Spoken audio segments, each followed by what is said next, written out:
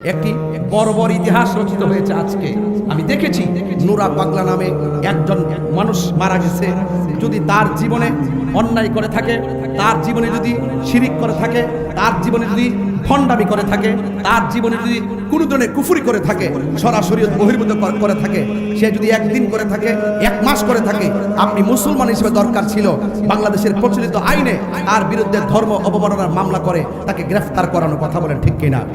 কিন্তু সেই নুরা পাগলা যখন মারা গেল, তখন আপনি তার অতীতের ইতিহাসকে টেনে তাকে ভণ্ড ফতোয়া দিয়ে তাকে কবরস্থ করা হলো।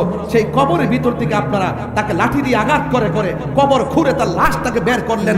বের করার পরে তার লাশকে নিয়ে উল্লাস করেন, আল্লাহু আকবার, নারায়ে তাকবীর, আল্লাহু আকবার স্লোগান দিয়ে দিয়ে আপনারা সেই লাশটার মধ্যে আগুন ধরিয়ে পুড়িয়ে দিয়েছেন। আমার তো মনে হয় না এখানে যারা আছেন 60 বছরের মানুষ আছে, 70 বছরের মানুষ আছে, স্বাধীনতার আগে পরের মানুষ আছে, আপনাদের জীবনে কোনোদিন দেখেছেন কোনো কবর থেকে লাশ তুললা, মুসলমানের লাশ তুললা আগুন দা পুরাইছে?